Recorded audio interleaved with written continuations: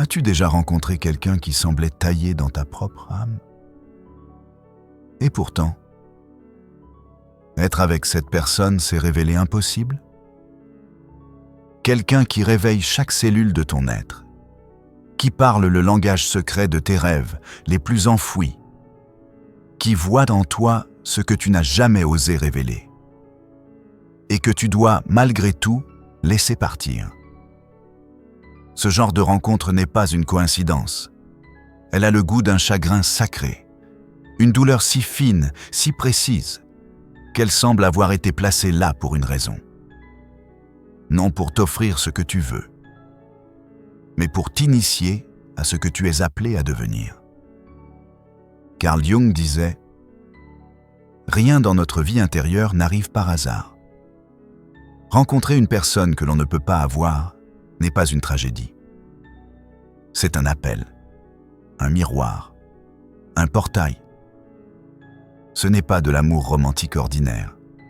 C'est l'univers qui utilise un être humain comme une clé pour ouvrir les chambres les plus profondes de ton âme. La personne que tu ne peux pas avoir n'est pas un manque, c'est un message. Elle porte des fragments de toi que tu n'as pas encore incarnés. Ce n'est pas elle que tu poursuis, c'est la version de toi-même qu'elle révèle. Ce que tu vois en elle, c'est ton propre potentiel, ta lumière non réclamée, ton feu endormi. Elle t'attire parce qu'elle reflète ce que tu peux être, ce que tu dois devenir. Tu crois que c'est l'amour? C'est un éveil. Tu ne souffres pas parce qu'elle t'échappe. Tu souffres parce qu'elle a brisé l'image réduite que tu avais de toi-même. Elle t'a montré que tu étais vivant, que tu pouvais ressentir plus, aimer plus, exister plus. Elle ne t'a pas rejeté, elle t'a révélé.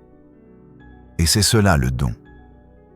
Ce que tu as entrevu à travers elle, c'est la grandeur de ton propre être, la profondeur de ta propre capacité à aimer, à créer, à te transformer. Mais pour accueillir cette version de toi, il faut que l'ancien toi meure. C'est douloureux, oui, parce que grandir l'est toujours. Comme la chenille se dissout pour devenir papillon, tu dois renoncer à la petite vie, aux petits désirs, aux petits attachements, pour embrasser une existence plus vaste.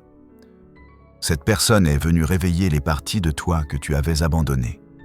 Ton courage, ta passion, ta vérité. Elle t'a rappelé que tu peux aimer sans posséder, désirer sans contrôler, t'ouvrir sans te perdre. Et maintenant?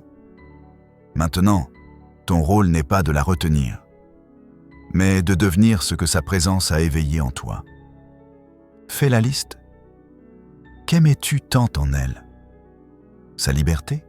Sa créativité? Sa profondeur? Ce ne sont pas des qualités étrangères, ce sont les tiennes. Encore dormantes, encore timides, tu ne la voulais pas pour elle. Tu la voulais pour la version de toi que tu devenais en sa présence. Elle n'était pas ton destin, elle était ton déclencheur. Et si tu ne peux pas être avec elle, ce n'est pas une punition, c'est une invitation à cesser de chercher dehors ce qui doit naître en toi. Tu n'as pas perdu un amour, tu as gagné une vision. Alors vis selon cette vision. Incarne-la. Honore le cadeau de cette rencontre non par la nostalgie, mais par ta transformation. L'univers ne t'a pas volé quelque chose, il t'a réveillé. Maintenant, le véritable amour, c'est celui que tu offres à toi-même, en devenant entièrement ce que cette rencontre a révélé. Car la plus grande preuve d'amour, c'est la métamorphose. Prends soin de toi.